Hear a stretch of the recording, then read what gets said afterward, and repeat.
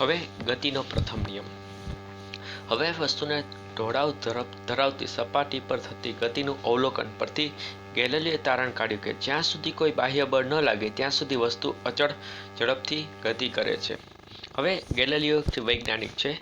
તેને વસ્તુને ઢોળાવ ધરાવતી સપાટી પરથી જ્યારે ગતિ કરતી હોય ત્યારે તેને અવલોકન કર્યું અને અવલોકન ઉપરથી તેને શું તારણ કાઢ્યું, એટલે કોઈ પણ ઢાળ હોય, ઢાળ ઉપરથી જ્યારે કોઈ પણ વસ્તુને નીચે મૂકવામાં આવે ત્યારે તેને અવલોકન કર્યું અને અવલોકન ઉપરથી તેને તારણ કાઢ્યું કે જ્યાં સુધી કોઈ બાહ્ય બળ ન લાગે ત્યાં સુધી જે કંઈ વસ્તુ હશે પોતે અચળ ઝડપથી ગતિ કરે છે. અચળ એટલે એક સરખી ઝડપથી ગતિ કરે છે.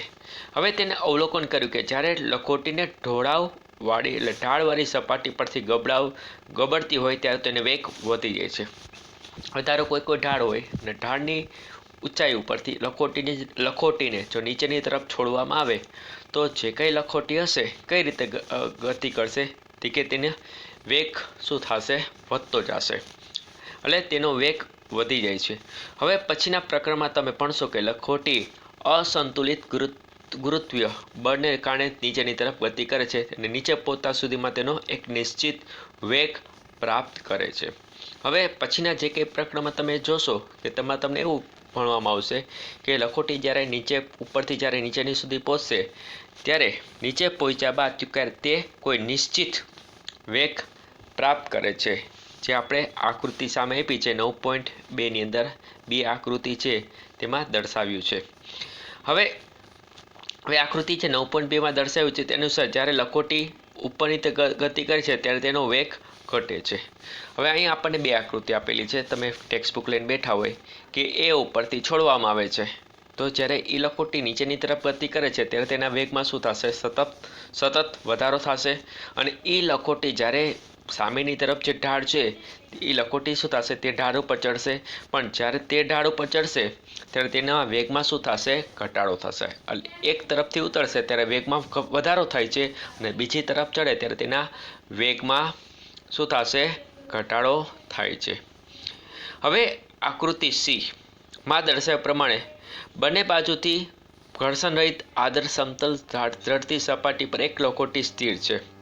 હવે આકૃતિ સી જે દર્શાવી છે તેમાં તમે જોઈ શકો છો કે ઘર્ષણ રહિત એટલે જે સપાટી ઉપર જરા પણ ઘર્ષણ ન જોવા મળે તેને શું કહેવાય, ઘર્ષણ રહિત સમતલ ઢળતી સપાટી પર એક લખોટી સ્થિર છે.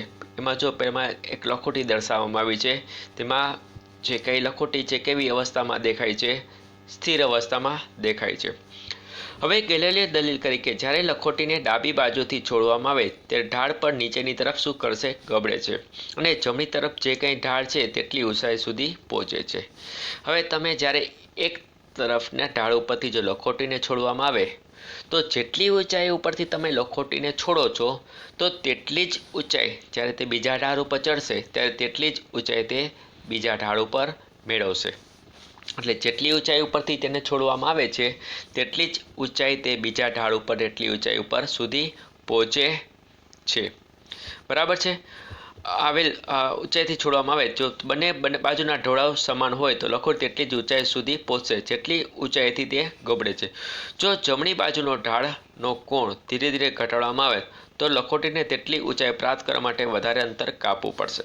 હવે શું થશે કે તમારે ધીમે ધીમે શું કરવાનું છે કે તમારે ઢાળનો ખૂણો ઘટાડતો જવાનો છે. હવે ધારો કે પહેલો ખૂણો 60નો હોય તેમાં જે બીજો વચ્ચે બ્લુ આકારનો જે ઢાળ છે તો કાળા કરતાં છે કેવો છે એ ઢાળ થોડો ઓછો છે, મતલબ કાળો સપોઝ કે કાળો 60 હોય તો જે બ્લુ ઢાળ છે એ થોડો 50 હશે. તો તમે જો ઢાળનો ખૂણો ઘટાડશો તો શું થશે કે તમે જ્યારે એક ઢાળ ઉપરથી લખોટીને છોડશો ત્યારે બીજા ઢાળ ઉપર તેટલી ઊંચાઈ પ્રાપ્ત કરવા માટે લખોટીને શું કરવું પડશે કે વધારે અંતર કાપવું પડશે. ત્યારે શું થશે, તે તેટલું ઊંચાઈ સુધી પહોંચી શકશે. હવે પહેલાં શું હતું કે બંને જે ઢાળ હતા બંનેના ખૂણા કેવા હતા, સમાન હતા. તમે જે ઢાળ ઉપરથી તમે લખોટીને છોડો છો એ જો ઢાળનો ખૂણો 60નો હોય તો બીજો જે ઢાળ હશે તેનો ખૂણો કેટલો હશે, 60નો જ હશે.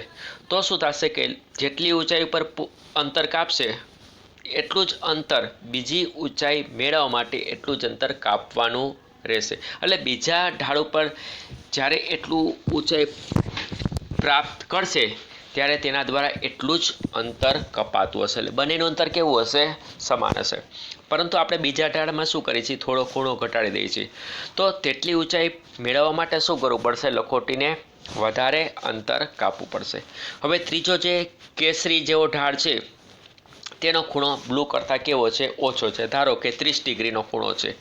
હવે જેમ ખૂણો ઘટતો જશે તેમ તેમ એટલી ઊંચાઈ મેળવવા માટે લખોટીને શું કરવું પડશે? વધારે ને વધારે અંતર કાપવું પડશે. હવે આપણે એમાં જોઈ શકાય છે કે પેલું જે કાળું છે એમાં અંતર ઓછું છે, બ્લુમાં અંતર વધારે છે, પછી કેસરી છે તેમાં અંતર એથી વધારે છે.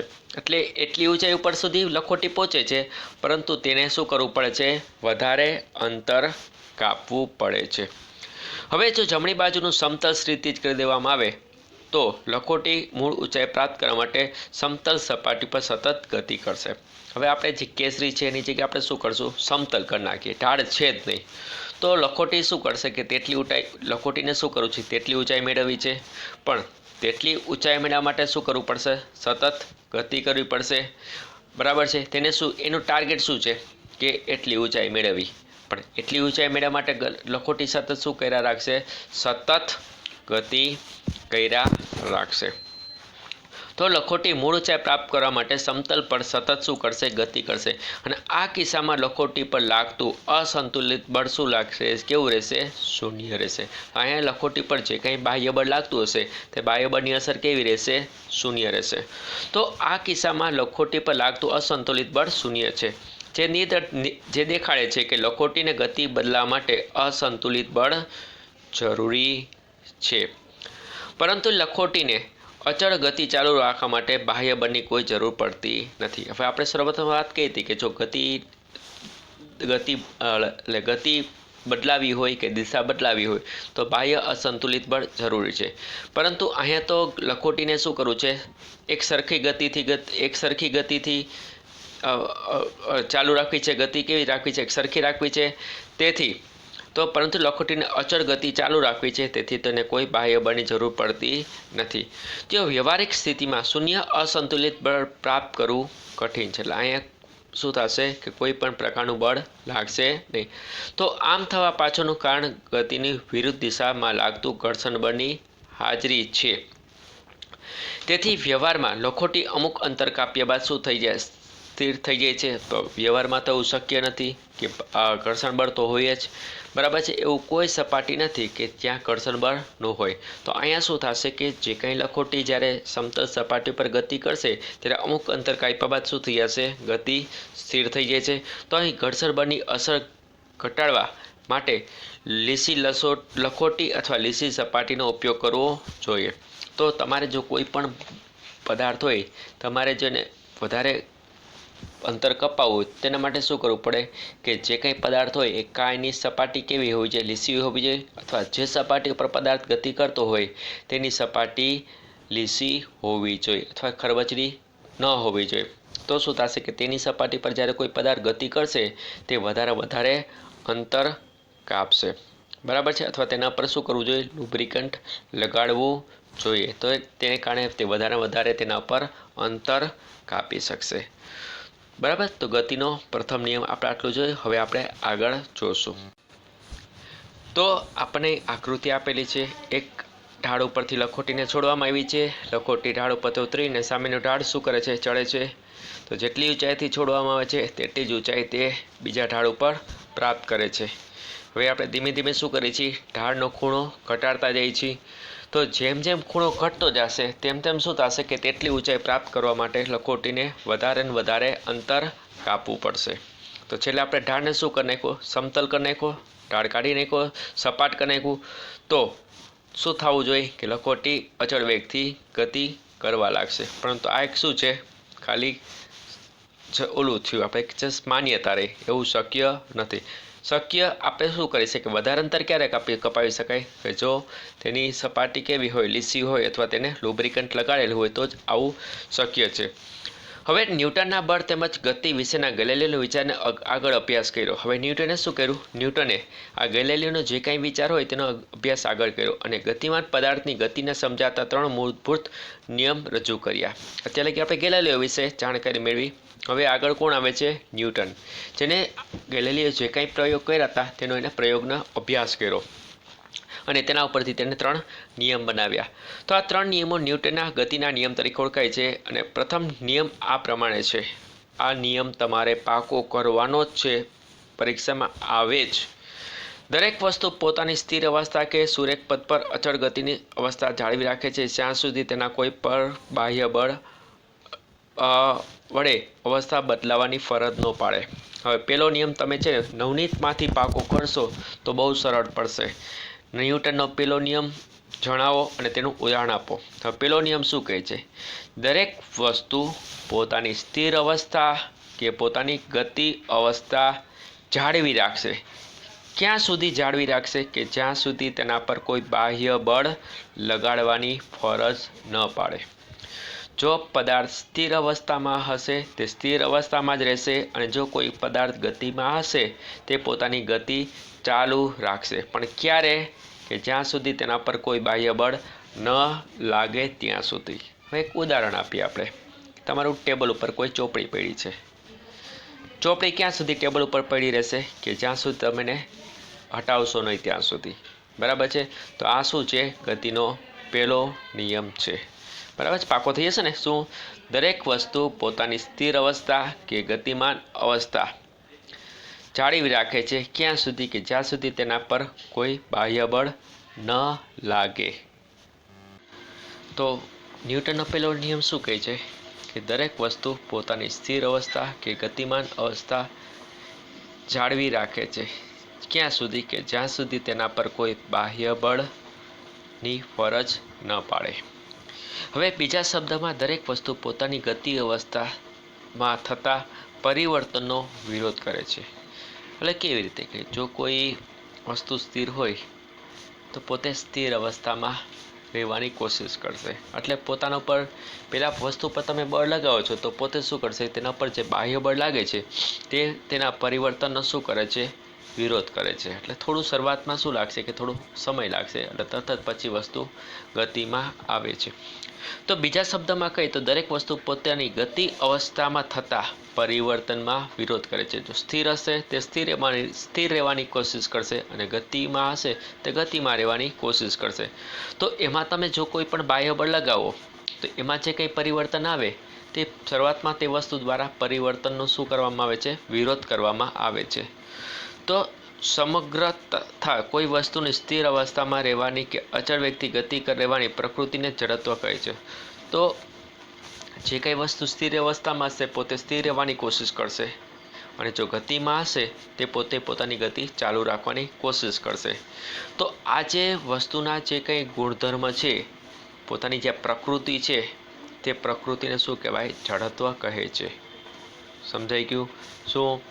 કે જો કોઈ વસ્તુ સ્થિર અવસ્થામાં હોય તો સ્થિર રહેવાની કોશિશ કરશે અને ગતિમાન પદાર્થ હશે તે પોતે પોતાની ગતિ ચાલુ રાખવાની કોશિશ કરશે. તો આ જે કોઈ પણ પદાર્થ વસ્તુના જે કંઈ પ્રકૃતિ છે, પોતાનો ગુણધર્મને જાળવી રાખવાની જે કંઈ પ્રકૃતિ છે તે પ્રકૃતિને શું કહેવાય? જડત્વ કહે છે.